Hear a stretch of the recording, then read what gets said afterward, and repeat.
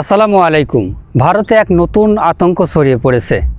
বিশেষ ধরনের অ্যামিবা যা মানুষের মস্তিষ্কে প্রবেশ করে একদম মগজ খেয়ে ফেলছে। আপনি একদম সঠিক শুনছেন, ভারতের কেরালায় এমনই আতঙ্ক ছড়িয়ে পড়েছে। এই 2025 সালেই এই আক্রমণে প্রায় 19 জনের প্রাণ হারিয়েছে, যা এনডিটিভির প্রতিবেদনে উঠে এসেছে। এছাড়াও বিবিসিতে বলা হচ্ছে যে যারা আক্রান্ত হচ্ছে অধিকাংশ হচ্ছে শিশু, এছাড়াও প্রাপ্তবয়স্ক রয়েছেন। বিশেষ করে চিকিৎসকরা বলছে যদি একবার এই রোগে আক্রান্ত হন তাহলে মৃত্যু একদম নিশ্চিত। তাহলে কি বিশ্ব আর একটি মহামারী দেখতে যাচ্ছে? এই রোগটির বৈজ্ঞানিক নাম প্রাইমারি অ্যামিবিক মেনিনগোএনসেফালাইটিস বা সংক্ষেপে PAM। এটি মূলত এক বিশেষ ধরনের অণুজীব অ্যামিবার মাধ্যমে ছড়ায়।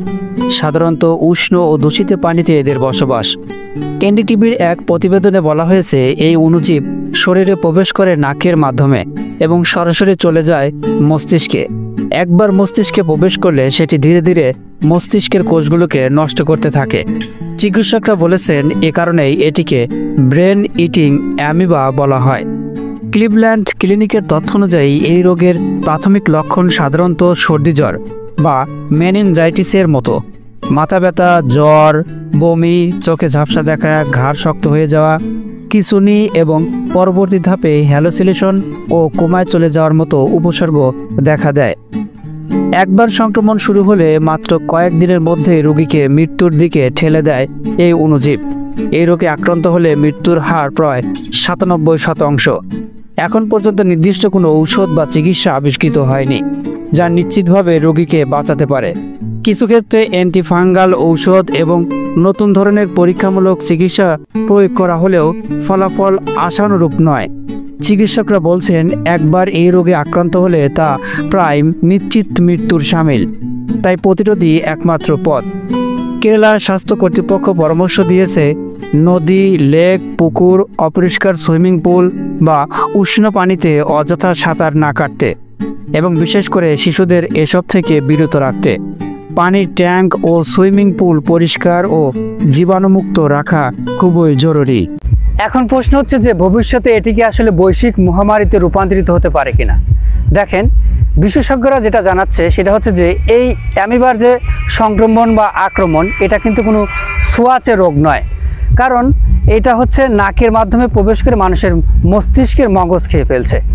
এটা এক ব্যক্তি থেকে অন্য ব্যক্তির যে ছোঁয়াচে আক্রমণ, এটা কিন্তু ঘটে না।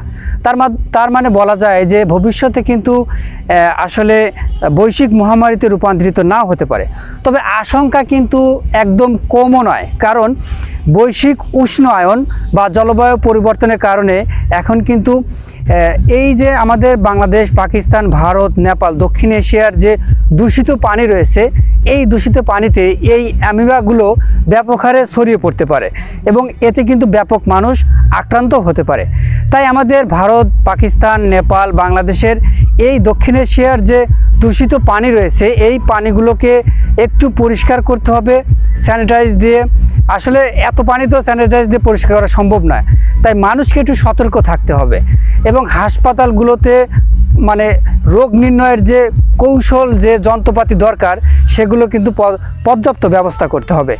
এবং বিশেষজ্ঞরা যেটা বলছে সেটা হচ্ছে যে আসলে প্রতিরোধই একমাত্র ব্যবস্থা। তাই সুইমিং পুল, বিভিন্ন জায়গায় যখন আপনারা সাঁতার কাটবেন, সেখানে পানিটা পরিষ্কার করে নেওয়ার একদম চেষ্টা করবেন।